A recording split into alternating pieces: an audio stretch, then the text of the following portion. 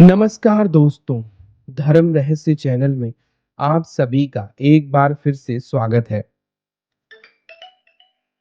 अब क्योंकि कार्तिक मास की पूर्णिमा का अति शुभ दिन आ रहा है, तो इसके संबंध में जो महत्वपूर्ण बातें हैं, किस प्रकार हम साधना कर सकते हैं, इसका महत्व क्या है, दान पुण्य, पवित्र स्थान इत्यादि चीजों का क्या-क्या प्रभाव पड़ सकता है, सारी चीजों के विषय में हम लोग जानेंगे।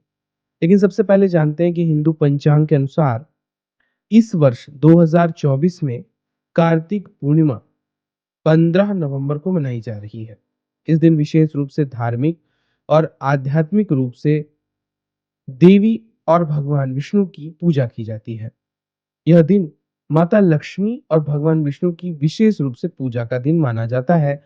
पवित्र स्नान से पुण्य अर्जित होते हैं और साथ ही साथ इस दिन दान और पुण्य करना चाहिए, चाहे वह गुरु को कीजिए या फिर गाय को कीजिए या फिर किसी भी प्रकार से दान पुण्य का विशेष महत्व इस दिन का माना जाता है।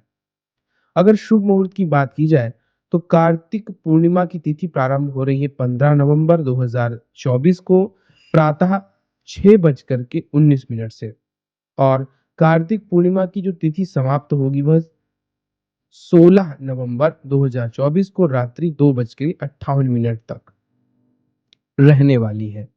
अगर लक्ष्मी पूजन की बात की जाए तो 15 नवंबर को रात 11:39 से देर रात 12:33 का लक्ष्मी पूजन मुहूर्त काफी अच्छा माना जा रहा है। और स्नान और दान का अगर मुहूर्त की बात की जाए तो 15 नवंबर को सुबह 4:58 से लेकर 5:51 तक स्नान का विशेष अच्छा मुहूर्त है और दान के लिए भी। हालांकि दान दिन भर में कभी भी कर सकते हैं। विशेष रूप से जो पूजा और अनुष्ठान इस दिन किए जाते हैं इसमें होता है पवित्र स्नान। कार्तिक पूर्णिमा के दिन प्रातः काल पवित्र नदियों में स्नान करना अत्यंत शुभ माना जाता है। यदि नदी में स्नान संभव ना हो तो घर पर स्नान कर पवित्र जल का प्रयोग भी कर सकते हैं या फिर आप चाहें तो उसमें जिस पानी में आप नहा रहे हैं उसमें थोड़ा गंगा जल मिला लीजिए। लक्ष्मी पूजन के लिए आप माता लक्ष्मी के संदर्भ में दीपक जलाइए और उनके मंत्र ओम महालक्ष्मी नमः इत्यादि अन्य मंत्रों का भी प्रयोग कर सकते हैं। दान की बात की जाए तो दान पुण्य का बहुत महत्व है। अन्नदान, वस्त्र दान, धन दान, गौदान, अपने गुरुओं को समर्पित किया जाने वाला दान समृद्धि और सौभाग्य की प्राप्ति अवश्य करवाता है। इसलिए इस दिन दान देना बहुत शुभ माना जाता है। इसके अलावा अगर बात की जाए कार्तिक पूर्णिमा के महत्व की, तो कार्तिक माह की जो पूर्णिमा तिथि होती है उसी दिन को कार्तिक पूर्णिमा के नाम से जाना जाता है। कार्तिक पूर्णिमा के अवसर पर लोग गंगा, यमुना और पवित्र नदियों में स्नान करते हैं। यह दिन भगवान विष्णु, भगवान शिव, देवी माता पार्वती, माता लक्ष्मी इत्यादि की पूजा अर्चना से संबंधित माना जाता है। इस दिन का और भी महत्व बढ़ जाता है क्योंकि इसे देव दीपावली के रूप में मनाया जाता है। अर्थात इसी दिन देवता लोग भी दियों के रूप में पर्व मनाते हैं और माता लक्ष्मी की आराधना करते हैं स्वर्ग इत्यादि में। इसीलिए देवताओं की दीपावली शब्द से संबोधित किया जाता है, यानी देवलोक में दीपावली मनाई जा रही है। पवित्र स्नान का विशेष महत्व है इस दिन। कार्तिक पूर्णिमा पर कोई भी पवित्र नदी हो उसमें स्नान करने से पापों का नाश होता है, मोक्ष की प्राप्ति होती है। विशेष रूप से गंगा स्नान बहुत लाभकारी माना जाता है और इसीलिए लाखों श्रद्धालु इस दिन संगम पर स्नान करते देखे जाते हैं। देव दीपावली का जो पर्व है यह कार्तिक पूर्णिमा पर ही मनाया जाता है। विशेष रूप से काशी यानी कि वाराणसी में, जहां गंगा के घाटों को दीपों से सजाया जाता है। यह माना जाता है कि इस दिन देवता स्वयं धरती पर आकर दीप जलाते हैं और मनुष्यों के साथ आनंद मनाते हैं, मां लक्ष्मी को प्रसन्न करते हैं। इसी दिन को हम लोग त्रिपुरी पूर्णिमा के रूप में भी जानते हैं। आखिर त्रिपुरी पूर्णिमा क्या है? यह वह दिन है जब भगवान शिव ने राक्षस त्रिपुरासुर का वध किया था और स्वयं देवी मां उसके रथ की सारथी बनी थी। यानी भगवान शिव जो रथ पर बैठे थे, उनके रथ को लेकर आगे जाने वाली देवी मां ही थी। इसीलिए त्रिपुर भैरवी स्वरूप शक्ति और त्रिपुर सुंदरी शक्ति का प्रतीक भी इस पर्व को माना जाता है गोपनीय रूप से। भगवान विष्णु की पूजा का विशेष महत्व है। कार्तिक मास भगवान विष्णु का अत्यधिक प्रिय महीना है। इसीलिए कार्तिक पूर्णिमा के दिन विशेष रूप से भगवान विष्णु के मंत्रों के द्वारा और अन्य प्रयोजनों द्वारा भगवान विष्णु की पूजा और अर्चना की जाती है। इसी दिन तुलसी विवाह का आयोजन भी होता है। दान और पुण्य का विशेष दिन इसे माना जाता है। इसीलिए आप लोग जरूरतमंदों को भोजन, वस्त्र, धन इत्यादि का दान कीजिए, जिससे पुण्यों में आपकी वृद्धि हो। इसके अलावा यह कार्तिक पूर्णिमा का दिन गुरु नानक जयंती के रूप में भी मनाया जाता है। गुरु नानक देव जी की जयंती के रूप में इसे मनाया जा रहा है सिख समुदाय के द्वारा, क्योंकि गुरु नानक जी ही पहले गुरु थे जिन्होंने अपनी शिक्षाओं के द्वारा लोगों को धर्म के प्रति जागरूक किया था। इस दिन गुरुद्वारों में भी विशेष कार्यक्रमों का आयोजन किया जाता है।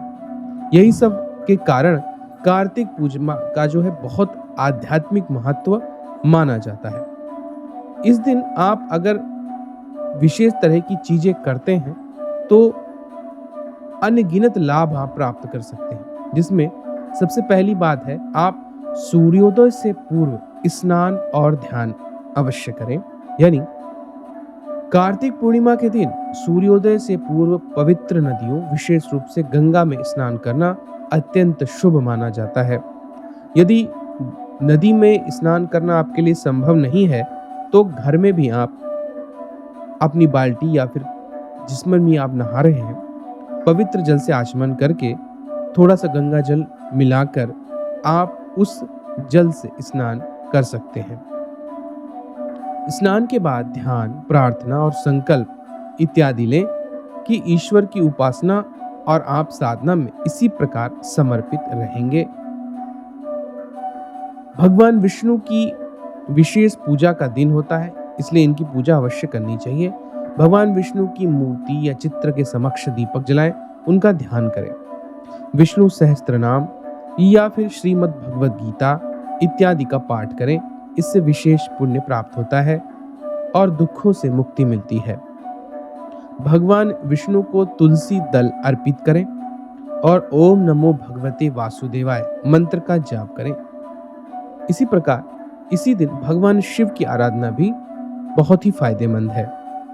कार्तिक पूर्णिमा पर भगवान शिव की साधना फलदायी मानी जाती है। शिवलिंग पर जल, दूध और बेलपत्र चढ़ाकर भगवान शिव की आराधना करें। इस दिन ओम नमः शिवाय मंत्र का जाप करें। यह मंत्र साधक की मनोकामनाओं की पूर्ति में सहायता करता है और उसे मानसिक शांति प्रदान करता है। देवी लक्ष्मी की साधना। कार्तिक पूर्णिमा के दिन देवी लक्ष्मी की पूजा और साधना भी विशेष मानी जाती है। इस दिन देवी लक्ष्मी को खीर, फूल और दीप अर्पित की जाती है। ओम महालक्ष्मी नमः मंत्र का जाप करें। इस साधना से आपको आर्थिक समृद्धि और सुख प्राप्त होता है। तुलसी पूजन और दीपदान का विशेष महत्व है। कार्तिक पूर्णिमा के दिन तुलसी पूजन का विशेष महत्व होता है। इस दिन तुलसी के पौधे के पास दीपक जलाइए और फिर उसकी परिक्रमा कीजिए। दीपक देसी गाय के घी का ही जलाना चाहिए। दीपदान करने से सभी प्रकार के पापों का नाश होता है। इसे गंगा नदी के किनारे हो, मंदिरों में हो, घर में हो, तुलसी के पास आप रख सकते हैं।